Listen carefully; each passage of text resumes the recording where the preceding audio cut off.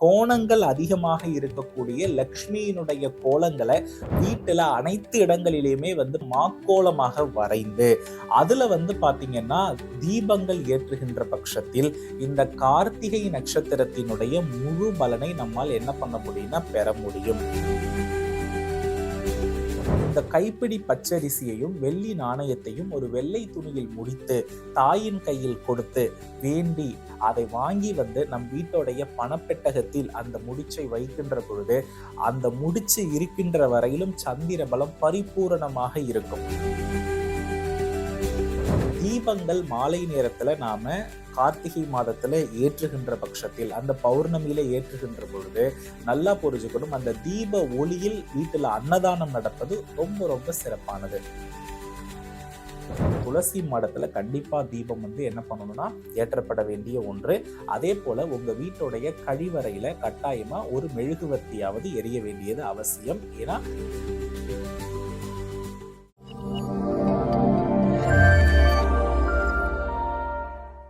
ஸ்ரீ குருப்பியோ நமகா, ஸ்ரீ மாத்ரே நமகா, ஓம் அகத்தீசாயை நமகா. இறையடியார்கள் அனைவருக்கும் அன்பான வணக்கங்கள். இன்னைக்கு நாம பார்க்க இருக்கக்கூடிய பதிவு கார்த்திகை மாத பௌர்ணமியில் தீப வழிபாடை பற்றி நம்ம என்ன பண்ண இருக்கிறோம்னா பார்க்க இருக்கிறோம். இருக்கக்கூடிய நட்சத்திரத்திலேயே அக்னி பகவானுடைய பரிபூரண அருளை பெற்ற நட்சத்திரம் ஒன்று இருக்கிறது அப்படின்னா அது கிருத்திகை நட்சத்திரம் தான். இந்த கிருத்திகையை நாம் கார்த்திகேயன் என்றும் குறிப்பிடுவோம். காரணம், இந்த கார்த்திகை நட்சத்திர வடிவில் உள்ள பெண்களினால் முருகப்பெருமான் வளர்க்கப்பட்டதினால் கார்த்திகேயன் என்ற ஒரு பெயரும், அதற்கு அடுத்தபடியா கார்த்திகை நட்சத்திரத்தினுடைய அதிதேவதை அக்னி பகவான் என்பதினால் இவர் சிவபெருமானுடைய நெற்றிக்கண்ணில் இருந்து வந்த அக்னி ஜுவாலையினால் உருவாகக்கூடிய காரணத்தினாலும் இவரை நாம என்ன பண்றோம் அப்படின்னா கார்த்திகேயன் என்ற ஒரு நிலையில அழைக்கிறோம். எல்லா நட்சத்திரத்தை காட்டிலும் இந்த கார்த்திகை நட்சத்திரத்திற்கு ஒரு மிகப்பெரிய சிறப்பு உண்டு. காரணம் என்ன அப்படின்னா, இந்த 9 கிரகங்கள்ல மிக முக்கியமான கிரகம் யாருன்னா சந்திர பகவான். இவரை தான் நாம மனோகாரகன் அப்படின்னு சொல்றோம். இந்த மனதில் இருக்கக்கூடிய சஞ்சலம் இல்லாத மனம் எந்த மனமோ அந்த மனம் இறையருள் பெற்ற மனம். இந்த இறையருளை நாம் பரிபூரணமாக பெறணும் அப்படின்னா அவருக்கு கிருத்திகை அப்படின்ற நட்சத்திரம் மிக மிக முக்கியமானது. சந்திரனுடைய பலம் என்பது முக்கியமானது. இந்த சந்திர பலம் பெறக்கூடிய நட்சத்திரத்துல முதன்மை நட்சத்திரம் எதுனா கிருத்திகை தான். ஏன்னா கிருத்திகை நட்சத்திரத்துல சந்திரன் இருக்கும் பொழுது அவர் இங்கு உச்சம் அடைகிறார்.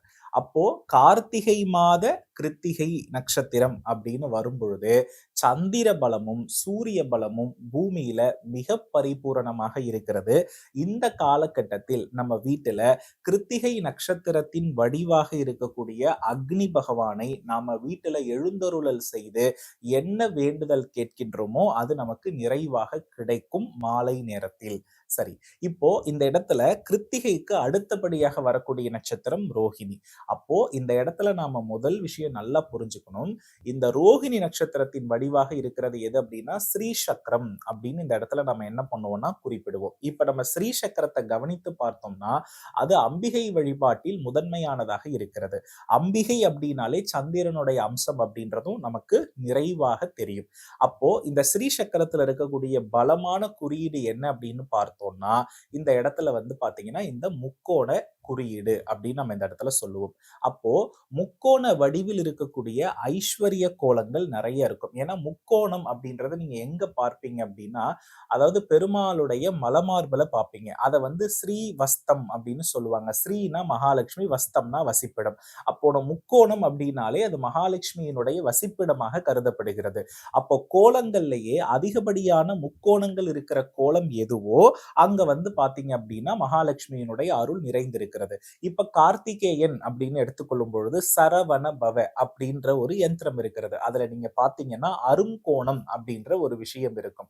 இப்படித்தான் நம்ம வீட்டுல இந்த கார்த்திகை தீபத்தின் போது எத்தனை அருகோணங்களோ அல்லது எண்கோணங்களோ அதே மாதிரி இந்த கோணங்கள் அதிகமாக இருக்கக்கூடிய லக்ஷ்மியினுடைய கோலங்களை வீட்டுல அனைத்து இடங்களிலுமே பாத்தீங்கன்னா மாக்கோலமாக வரைந்து அதுல பாத்தீங்கன்னா தீபங்கள் ஏற்றுகின்ற பட்சத்தில் இந்த கார்த்திகை நட்சத்திரத்தினுடைய முழு பலனை நம்மால் என்ன பண்ண முடியும்னா பெற முடியும்.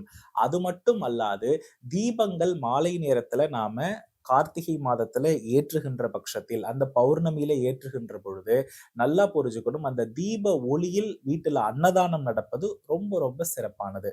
அதுல குறிப்பா பாத்தீங்கன்னா, பால் சம்பந்தப்பட்ட பொருளால் செய்யப்பட்ட நெய்வேத்தியங்கள் அன்னதானம் செய்தால் இன்னும் பல மடங்கு பலனுண்டு. அப்போ மாலை 6 மணிக்கு மேல சந்திர காரகத்துவம் நிரம்பிய நபர்கள், சந்திர காரகத்துவம் அப்படின்றது தெளிந்த மனசு, குற்றமில்லாத மனசு, பொய் சொல்லாத மனம். இது யாருக்கு இருக்கும்? குழந்தைகளுக்கு தான் இருக்கும். பாலாம்பிகை வடிவில். அப்போ ஆண் குழந்தையாக இருக்கட்டும், பெண் குழந்தைகளாக இருக்கட்டும், இந்த திருக்கார்த்திகை திருநாள் அன்று வீடு முழுவதும் தீபங்களினால் அதாவது ஷட்கோணம், அருங்கோணம், இது மாதிரி பல கோணங்களில் உள்ள கோலங்களால நம்ம தீபத்தை ஏற்றி நம்ம அலங்காரம் செய்து குழந்தைகளுக்கு பாத்தீங்கன்னா இனிப்புகளை வழங்கி, உணவுகளை வழங்கி, அந்த குழந்தைகள் மகிழ்விக்கின்ற தருவாயில் நிச்சயமாக உங்கள் வீட்டில் பாத்தீங்கன்னா செல்வ அருள் அப்படின்றது ஓங்கி இருக்கும். செல்வ அருள் அப்படின்னாலே பணம் அப்படின்னு மட்டும் நம்ம இந்த இடத்துல எடுத்துக்க வேண்டாம். நோயற்ற வாழ்வே குறைவற்ற செல்வம். ஒரு மனிதனுக்கு நோய் இல்லாமல் யார் இருக்கிறாரோ அவர் பணத்தை ஈர்ப்பதற்கு பிரபஞ்சத்தோடு தொடர்பாகிறார். ஏன்னா பணத்தை ஒரு மனிதன் ஈர்க்கணும்னா அவருடைய உடம்புல, மனசுல அழுக்கு இருக்கக்கூடாது. அழுக்கு இருந்துச்சுன்னா அது நோயா மாறிடும். அப்படி நோய் இருப்பவரை தான் நாம பாத்தீங்க அப்படின்னா போன ஜென்மத்துல நிறைய கர்ம வினைகள் இருக்கிறது. அது நோயின் வழியில், உடலுடைய வலியின் வழியில் நம்ம என்ன பண்றோம்னா அனுபவிக்கிறோம். இதை குறைப்பதற்கு உகந்த காலகட்டம் தான் இந்த கார்த்திகை மாத பௌர்ணமி. அந்த காலகட்டத்துல இந்த குழந்தைகளுக்கு பிடித்த இனிப்பு பதார்த்தங்களை நாம தானம் வழங்குகின்ற பொழுது மிகப்பெரிய நல்ல பலன்கள் உங்களுக்கு உறுதியாக கிடைக்கும். அதற்கு அடுத்தபடியாக தாய்மை அடைந்து முதிர்ந்த நிலையில் இருக்கக்கூடிய சுமங்கலி பெண்களுடைய ஆசீர்வாதம் அவசியமான ஒன்று. அப்போ 80 வயதுக்கு மேல் இருக்கக்கூடிய சுமங்கலி பெண்கள் அல்லது 60 வயதிற்கு மேல் இருக்கக்கூடிய சுமங்கலி பெண்களுக்கு தாம்பூல வஸ்திர தானம் தந்து அவர்களுடைய ஆசீர்வாதத்தை தம்பதி சமேதராகவும் சரி அல்லது குடும்பத்தில் உள்ள உறுப்பினர்கள் அனைவருமே அவர்களிடத்திலிருந்து ஆசீர்வாதம் பெற இந்த கார்த்திகை திருநாள்ல அவர்களுடைய ஆசீர்வாதம் ரொம்ப பலம் வாய்ந்தது. அது மிக மிக சிறப்பு. ரைட். அதுக்கு அடுத்தபடியா அனைவருமே பெற்ற தாயினுடைய ஆசீர்வாதத்தை அதிகம் பெறணும். ஏன்னா கிருத்திகை நட்சத்திரத்துல சந்திரன் உச்சமாகிறது இல்லையா? சோ பெற்ற தாயினுடைய ஆசீர்வாதம், அந்த தாயிடம் இருந்து அந்த நாள்ல நம்ம செல்வத்தை பெறுகிறோம் அப்படின்னா அது மிகப்பெரிய விஷயம். அப்ப அவங்களுடைய பரிபூரண ஆசீர்வாதத்தோடு ஒரு விஷயத்தை மட்டும் ஒரு சிம்பிள் டிப்ஸா சொல்றதை ஃபாலோ பண்ணுங்க.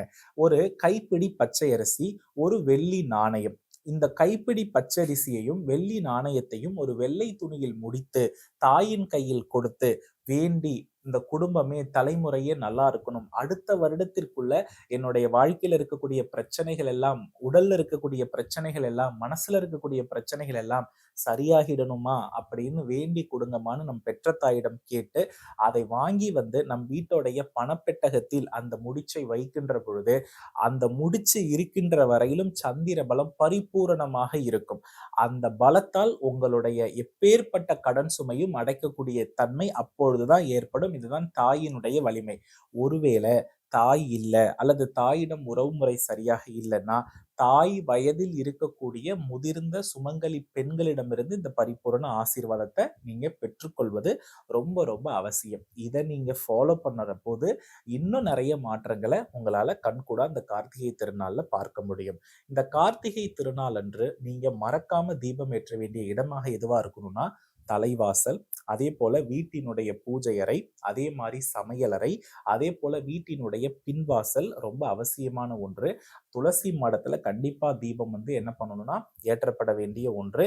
அதே போல உங்க வீட்டுடைய கழிவறையில கட்டாயமா ஒரு மெழுகுவர்த்தியாவது எரிய வேண்டியது அவசியம். ஏன்னா அந்த எப்பொழுதுமே குப்பை இருக்கக்கூடிய இடம், கழிவு இருக்கக்கூடிய இடத்தை கூட அந்த வருஷம் நம்ம என்ன பண்ணணும்னா தூய்மைப்படுத்தணும். ஆகையினால அங்க எந்த எதிர்மறையும் இருக்கக்கூடாதுன்றதுனால நீங்க திரி போட்டு நெய் போடுறதுக்கு பதிலா கழிவறையில மட்டும் மெழுகுவர்த்தியை நீங்க பயன்படுத்த வேண்டியது அவசியமான ஒன்று. இதையும் நீங்கள் பயன்படுத்துங்க. இவ்வாறு இந்த கார்த்திகை நாள் தீப ஒளி திருநாளை இந்த அளவுக்கு நீங்க சிறப்பா, ஏன்னா நல்லா புரிஞ்சுக்கணும், ஐப்பசி மாதம் ஆரம்பித்து கார்த்திகை, மார்கழி இந்த 3 மாதங்களுமே சூரிய பகவானுடைய வலு குறைந்து இருக்கக்கூடிய காலகட்டம். இந்த 3 மாதத்துல நம்ம சூரிய ஒளியை என்ன பண்ண முடியாதுன்னா பார்க்கவே முடியாது. ஏன்னா பூமியை விட்டு ரொம்ப தொலைவில் இருப்பார். அப்போ அவருடைய மறுவடிவம் தான் அக்னி. ஸோ அப்ப அந்த அக்னியை நம்ம விளக்கு வழிபாட்டின் மூலமாகத்தான் என்ன பண்றோம்னா இந்த மாதிரி விழாக்கள் மூலம் நாம அவரை ஆகர்ஷணம் பண்ணி வலிமையாக்குகிறோம். அவர் திரும்பி நம் பூமியை நெருங்கக்கூடிய காலம் எது அப்படின்னா தை திருநாள், தை 1வது திருநாள். அதனால தான் பூமியை விட்டு ரொம்ப தொலைவில் போனதுனால அவர் இல்லைன்றதுனால நம்ம நிறைய நோய் நொடிகள், நிறைய கப நோய்கள், வெப்பம் உடல்ல குறைஞ்சு ஏற்படக்கூடிய எல்லா நோய்களுமே அந்த காலகட்டத்தில் இருக்கும்.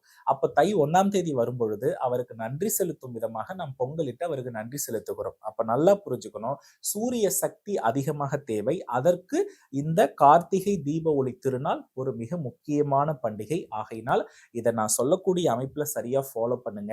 அதே மாதிரி கார்த்திகை தீப திருநாள் அன்றைக்கு ஸ்ரீ சக்கரத்துல மகாலட்சுமியை எழுந்தருளல் பண்ணி மகாலட்சுமி பூஜை செய்யறதும் கடன் அதிகமாக இருப்பவர்களுக்கு ஒரு பெரிய நிவாரணமாக இருக்கும். இந்த அற்புதமான வழிபாடுகளை இந்த கார்த்திகை தீப ஒளி திருநாள்ல சிறப்பா பண்ணி உங்களுடைய செல்வங்களையும் ஆரோக்கியத்தையும் அதிகமா இறைவன் அருளால் நீங்க பெற்றுக்கணும்னு நான் வேண்டிக்கிறேன். மேலும் ஒரு அடுத்த நல்ல பதிவோடு உங்கள் அனைவரையும் சந்திக்கிறேன். அதுவரை உங்களிடமிருந்து விடைபெறுகிறேன். வெற்றிவேல் முருகா. நன்றி, வணக்கம்.